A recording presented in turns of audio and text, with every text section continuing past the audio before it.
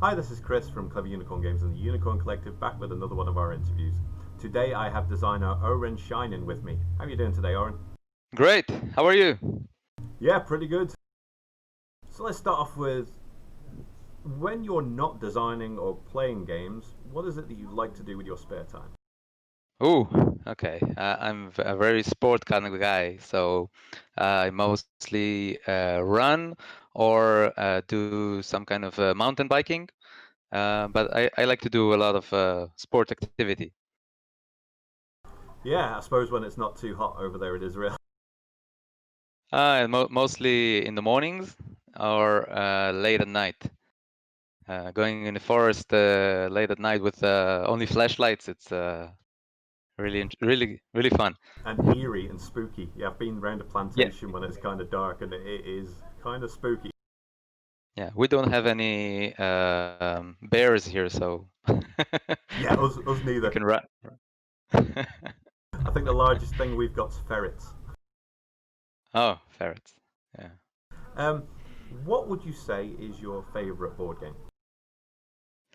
Ooh, I have a few, but I think my favorite board game is Blood Rage.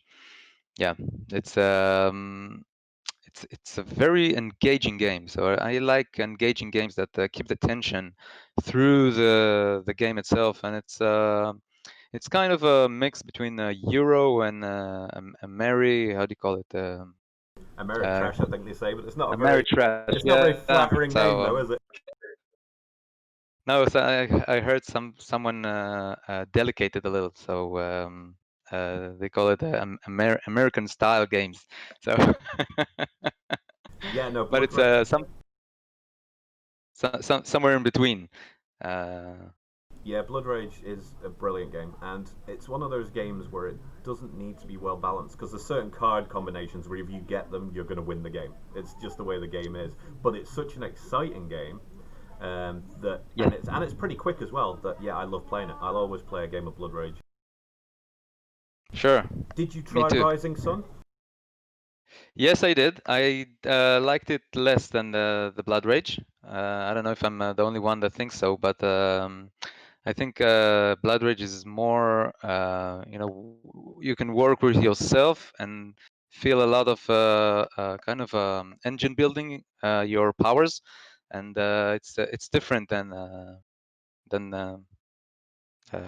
Rising Sun. Yeah, yeah, no, So I you're played right. it twice. I didn't in Rising Sun, you can't go on your own. You need to partner, okay? And you can betray, but you can't go and win the game on your own. So that's Whereas, yeah, Blood Rage is all about you causing yeah, destruction of course.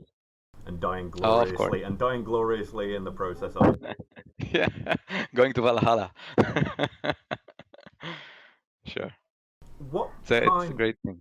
what kind of games inspired you to create games? Well, I think the first game that inspired me to create a game is Twilight Struggle. Um, the first game I started to develop was really a time travel game that didn't see the light of day yet, but it was a really interesting process of how to manipulate time during many sorts of events that can happen maybe in the past or in the future, and you can send kind of agents. It's called time agency.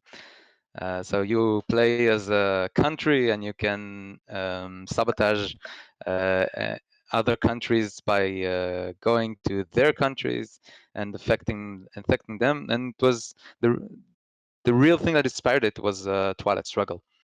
Um, I think I really liked the game and said, okay, I can make something like this, but very different. But it's a delicate, how can I say, political theme that sometimes Russia wins over China, and so yeah, it didn't catch up well. Well, And whenever anybody says to me about politically based games based in the real world, I always think of Imperial 2030. Did you ever play that game? No, I didn't. That is a game where you are spending your time investing in the different world powers Hmm. with money, and then you are building whoever you have the most shares in. You build the army, and then you move the army, and then you tax the country. Um, but if somebody ever buys more shares in the country, they take it from you, and then they gain control. So the countries tend to Hmm. move around people, so you can spend a lot of time building up your forces in a certain country, getting it ready to start reaping tax rewards and whatever, and then somebody else just buys a bigger share and takes that country away from you. That is an incredible game. But there's so many parallels with the way that it works on how the real world works. It's just incredible. Yeah. But as well, it's got a rondel in it, and I love games with a rondel. Oh yeah, Wandels is great. Sure. I didn't design any games with Wandels, but I think it's just a matter of time. I think we're at the problem now, though, is that there are so many rondel games coming out as well. So Yeah. it's like you always think, oh yeah, I really love rondels, and then the week after, everybody's making a rondel game, and you're like, oh, I've missed out. I missed out. I needed to start designing it a year ago. Sure, but if you're taking a roundel, so you should make something interesting out of it. Okay, so it's not a regular roundel. It may be something that is 3D on in space or something like that. A So it three-dimensional rondel. yep, yeah, this could That is work. interesting. Hmm. When you come up with a game, so when you are designing a game, you've got it in your head, and you want to take it to the next step. Where do you go from your idea? Ooh, okay. So uh, the first thing I do, I think, since I'm part of a system engineer in my nature, so the first thing I do is I write down the rules that I think that are going to be played. And then I start thinking of how to balance things. So once you start writing, you understand that what you're saying is bollocks, and you need to rewrite it again.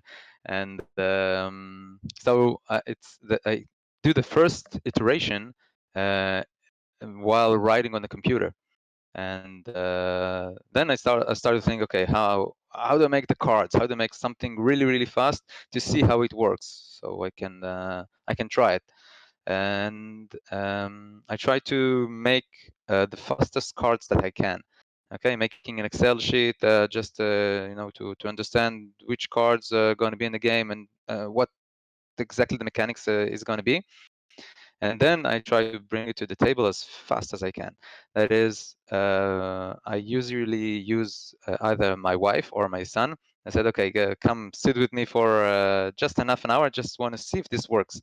Okay, and it mostly does not work because what you're expecting and what happens in real life is very different. But mostly these kind of moments are the things that say, okay, this didn't work, but the other thing worked, and then I try to go with this and make the game around um, the thing that really worked. And when I mean thing is, there's a kind of flow to games that you're trying to be able to make and make it really easy to understand, comprehend. And so I take my 7-year-old son and I take my wife. They both have different angles when they see a game, and that's why I try to understand what do they see and understood from it.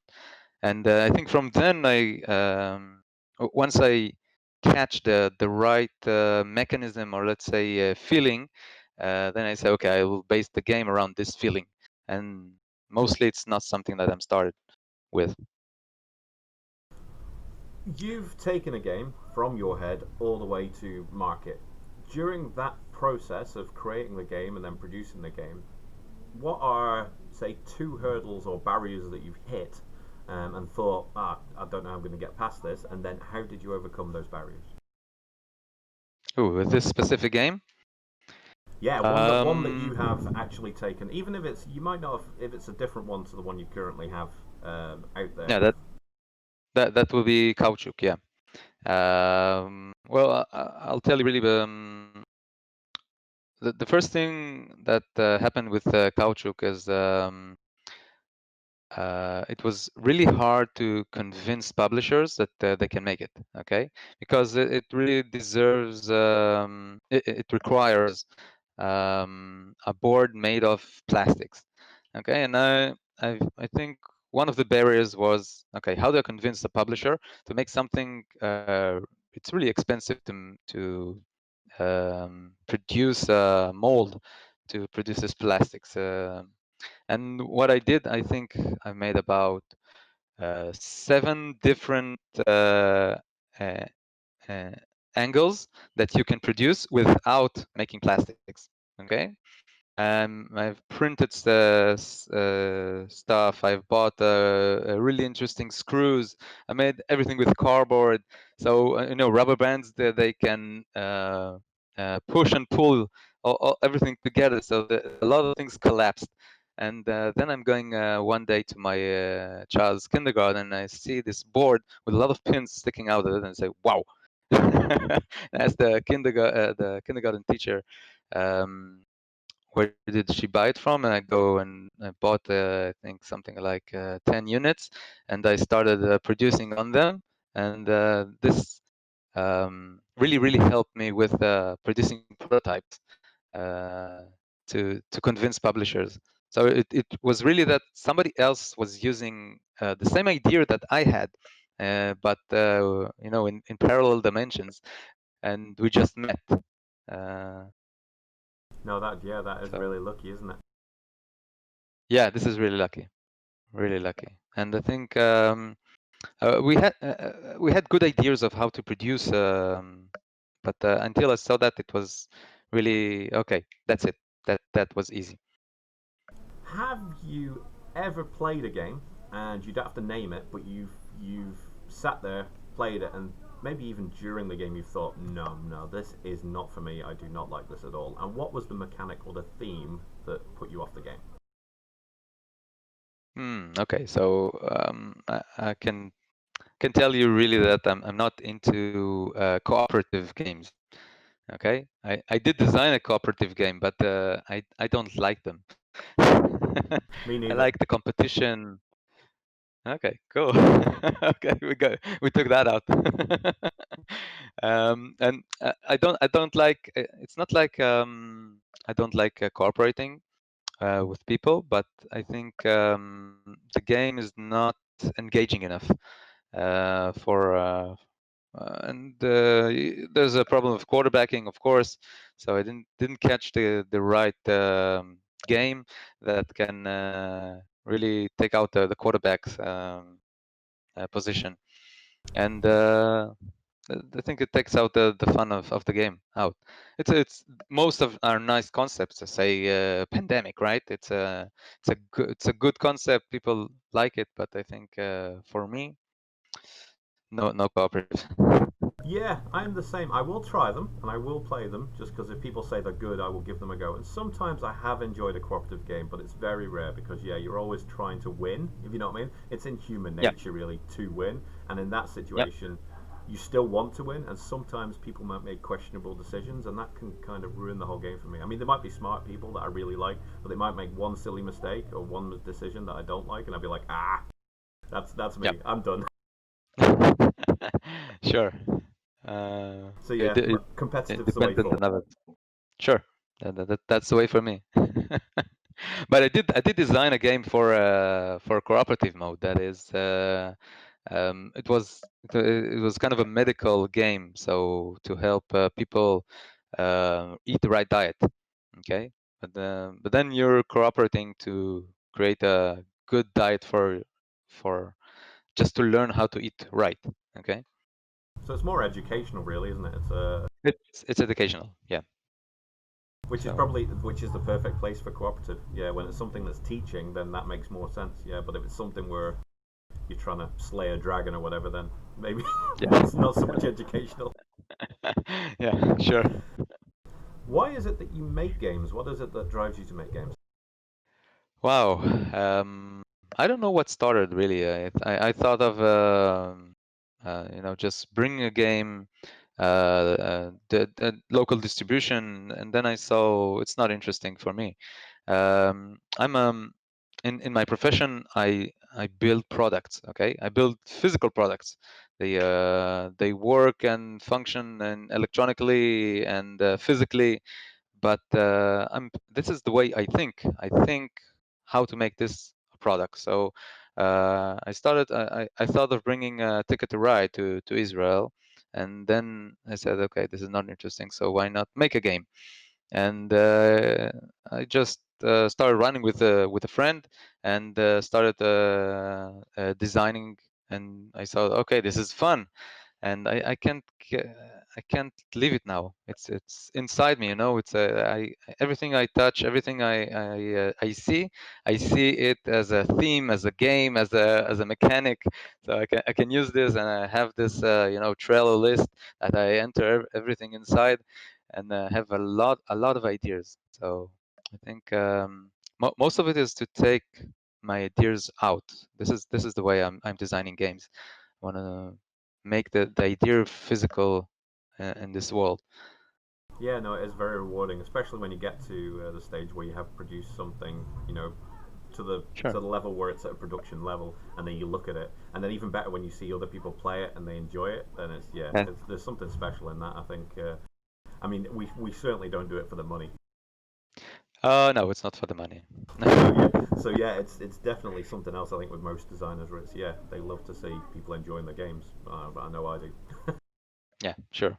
It's a it's a good feeling to see that people like what they have, and they have feedback, and they say, okay, you made this? Are you sure?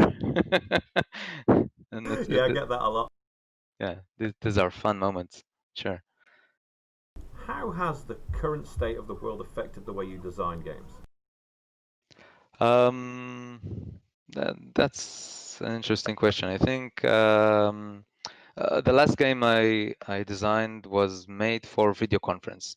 Okay, it's called Quarantine. So you're supposed to stack resources in your house, and I think the design process was to help gamers play with other people, because I don't know, I've had a lot of Zoom calls, and so many calls that are meaningless with family and friends, and say, okay, it takes me about 2 minutes, and I say, okay, I'm done with this conversation. It's not interesting. It's not going anywhere. I can't hug you. I can't. I don't know. Play with you. It's not real. So it's very very hard to not have playtesters. So I said, okay, let's try finding playtesters via another way. And this was something very very engaging to the whole community here in Israel. Said, okay, this is a free game, come play with me, and I've really improved it from then. And I said, okay, why not share it with the world? And that this is what I do now. So I've made a landing page, so you can download the game from it, and you can play with all of your friends. And so this is the way I'm designing now. Designing with always a thought of how I'm going to use it with video, which is missing, let's say, in TTS and something like that. Yeah. Yeah, that's it. When we play TTS, a lot of the time now we'll have the cameras on, so you can see each other's faces, because that's part of the games, is seeing people's faces when you crush them Yeah. and you harvest their tears. That, So that's really important. Yeah. very Sure. important. But yeah, what I'll do is I'll put a link. If you give me a link after this, I'll put a link here, under the videos, so that people can go and see that game, because it's very Sure. interesting. You told me a little bit about it before the video, and yeah, it's very interesting. So it'd be good to get that out there and Cool. get people playing Sure. over Zoom. It's really fun. It's really fun. It is a kind of a puzzly game, uh, but it's really really fun. You'll enjoy. So, what would be one piece of advice that you would give to a new designer starting to get into this business? First of all, I teach design in a school for games. Okay, and the first thing that I tell my students is go out, make the thing that you're doing as fast as you can. As fast as you can, go to the table and have cards with it and try to play with the idea and ask people what they're thinking. So I think this is the most important rule for game design. Brilliant. Well, thank you very much for coming and speaking to me today, Oren. This has been brilliant. Thank you very much. I've enjoyed the talk.